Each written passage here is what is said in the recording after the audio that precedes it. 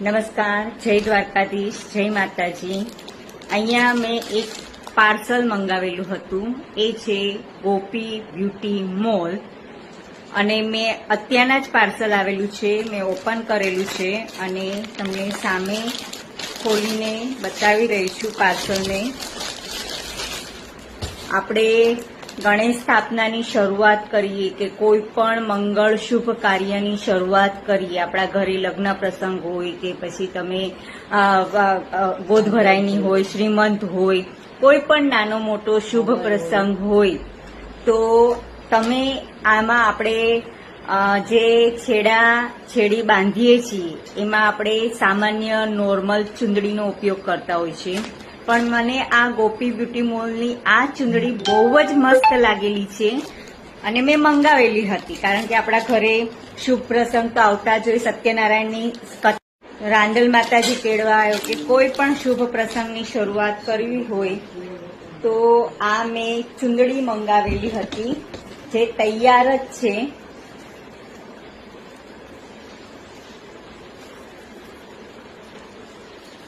આ રીતની આખી ચૂંદડી અને નીચે ગોલ્ડન પટ્ટો છે. આ ગોલ્ડન પટ્ટો તમે જોઈ શકો છો. આખી આ ચૂંદડી સ્વસ્તિક અને કુંભ અને ગણપતિ બાપા છે. એની નીચે રાધાકૃષ્ણ પણ છે. સો મેની કલર્સ અવેલેબલ છે. ગ્રીન કલર પણ છે, પેરોટ ગ્રીન પણ છે. એની બેક સાઈડ પણ છે. આવી રીતે બંને બાજુ ગોલ્ડન પટ્ટો આપેલો છે. આ મેં વેર કરેલી છે. અહીંયા આવી રીતે રાખીને આપણે કોઈ પણ શુભ કાર્યની શરૂઆતમાં આપણે પહેરીએ છીએ અને રાખીએ છીએ. કારણ કે આના વગર તો છેડી બંધાય જ નહીં. તો આ રીતે મેં વેર કરેલી છે, તમે જોઈ શકો છો.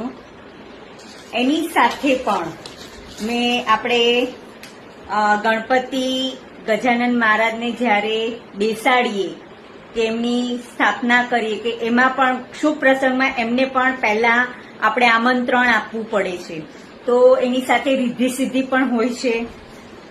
તો આમાં મને રિદ્ધિ સિદ્ધિ પણ સારા એવા તૈયાર થયેલા. કારણ કે માતાજી છે, કોઈ પણ સ્ત્રી એક લક્ષ્મીનો અવતાર છે. એટલે આપણને સામાન્ય સોપારી મૂકી દઈએ છે પણ એ સોપારી આપણને મજા નથી આવતી.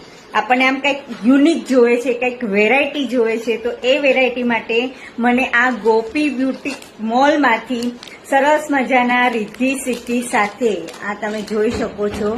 ખોલીને તમને બતાવી દો.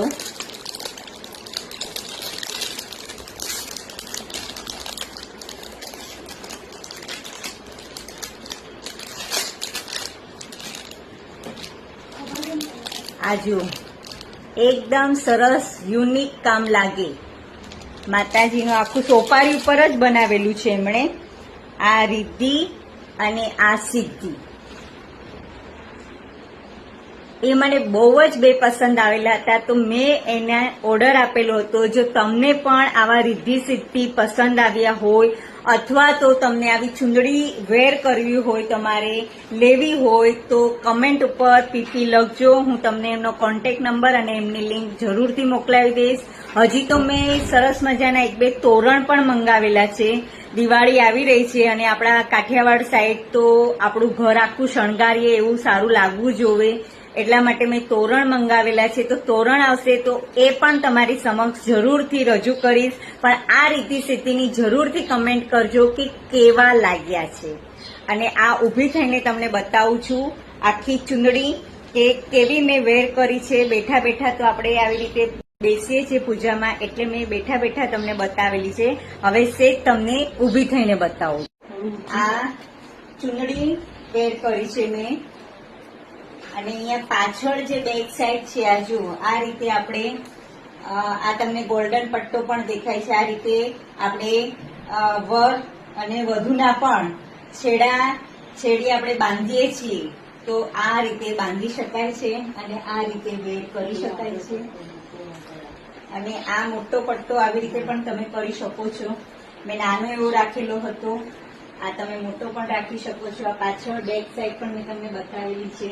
તો તો જરૂરથી કમેન્ટ કરજો કે કેવી લાગી છે તમને આ ચુંદડી અને રિદ્ધિ સિદ્ધિ, અને જોવે તો પીપી લિંક પર લખજો, હું તમને એમનું આઈડી મેન્શન કરી દઈશ. Thank you.